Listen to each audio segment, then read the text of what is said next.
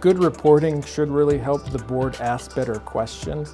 They should understand it enough, be able to look at it so that, again, it generates questions about how to govern the organization versus confusion over what the numbers mean.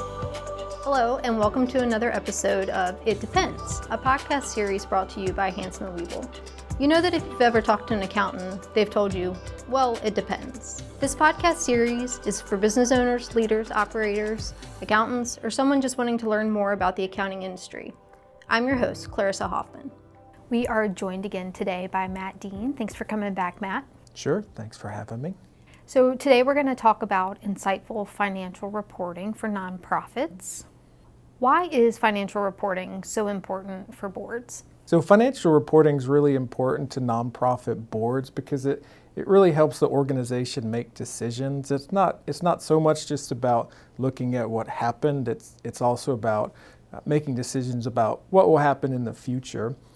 Nonprofits do a whole lot of really good work, usually with pretty lean teams. So the board has a really important role of being responsible for the finances, making sure the organization makes really good decisions, and to do so, they need good financial information. What is some information that board members should be looking for in that financial reporting? So the financial reporting really should help boards answer questions like, do we have enough cash on hand? Are we using our restricted funds properly? Are we in budget? Are there any programs that are causing financial strain? Are there any grants that need additional reporting? Anything like that. The financial reporting really, it helps them govern well and again make decisions in addition to telling them what happened the last month. What common mistakes do you see in nonprofit reporting to boards?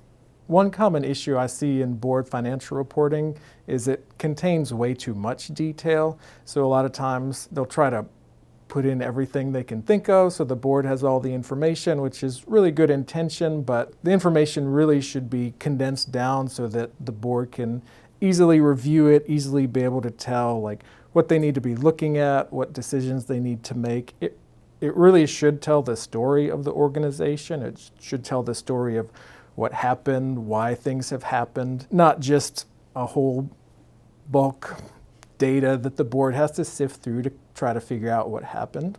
To extract what's important to them. Exactly. So another issue is just focusing on the income statement.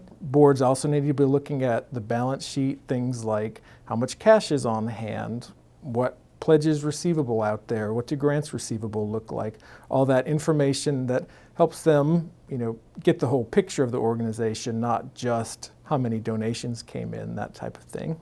What should a strong financial reporting package include?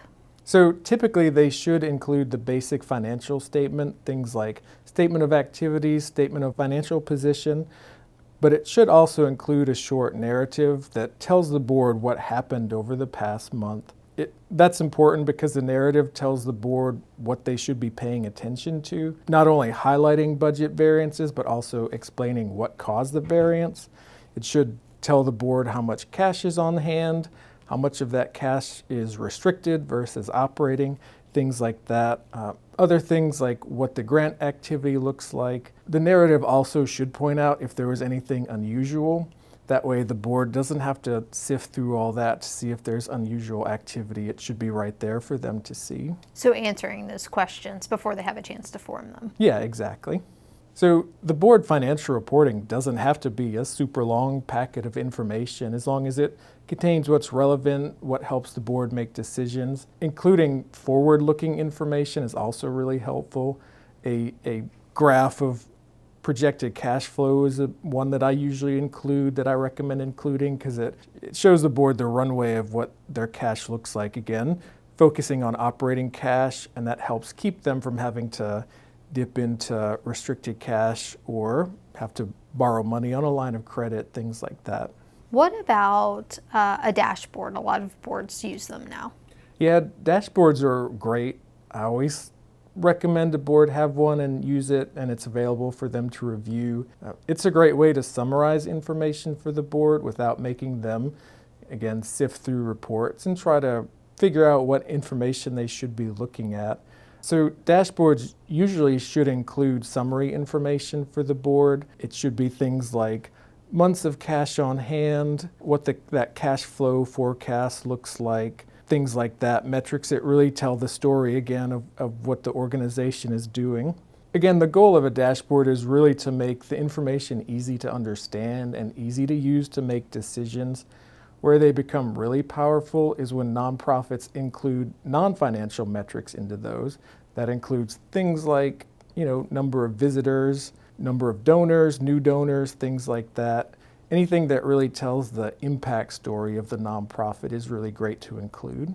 How can nonprofits make board financial reporting more useful? Well, they really should start with asking the question, what information the organization needs to make decisions. So they shouldn't really just look at the same reports they've been looking at. A lot of times nonprofits grow and change, and then the reports they have been looking at aren't necessarily useful for them going forward. So really it should start with what information is most useful to the board, again, for them to use that to make decisions. The board report packet really should highlight the key issues of the organization rather than making the board have to sift through pages again to find the information that they need.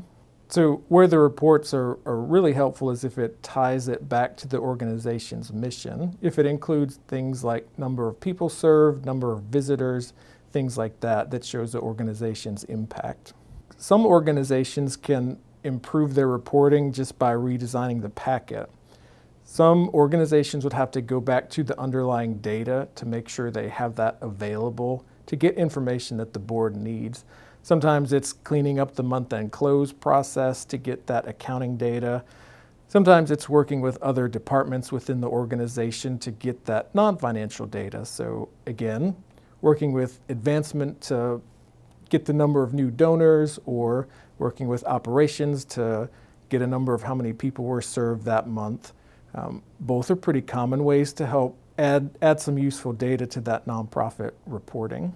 But again, one of the most important points of the nonprofit board's financial reporting is that it should create clarity about the organization.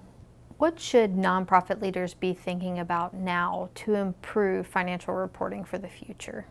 One thing to start thinking about is, does the organization's current reporting still serve the organization's needs? So is that information still useful to the board? Does it help them make decisions? Does it tell the full story of the organization? Because again, that's really what's most important about this financial reporting for the board, so they can look at it, understand what's going on, and make decisions, even if they're not necessarily a finance expert. So one example is, say, a growing nonprofit organization. As a nonprofit grows, they get more complex. Maybe they add on some government grants.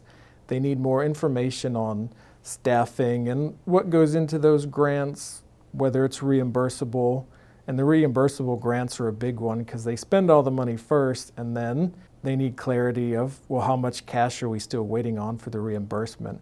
So those are things to look at, especially again as the organization grows and changes. So again, the question that boards and nonprofits should be asking about their reporting is not what have we always prepared, but what reports and what information will help us govern well going forward.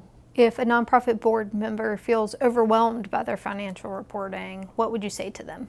An organization's financial reporting should really help create clarity and not confusion.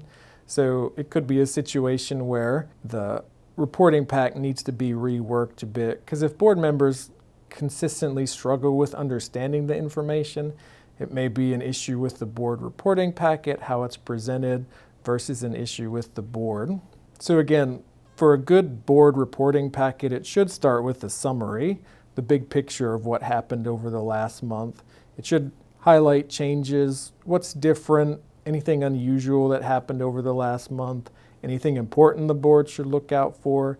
And then it should include some forward-looking information like, again, cash flow forecasts are important for organizations to look at, but also things like, is there any expected growth or program changes that would change revenue or expenses going forward, or anything else to look out for that might cause cash flow issues, things like that. Good reporting should really help the board ask better questions. They should understand it enough, be able to look at it so that, again, it generates questions about how to govern the organization versus confusion over what the numbers mean. The overall goal of nonprofit finance and nonprofit board reporting, it shouldn't just be to show what happened over the last month or few months. It really should be to help leaders govern the organization well. Thank you so much for sharing this information with us today, Matt. Yeah, thanks for having me. It's been fun.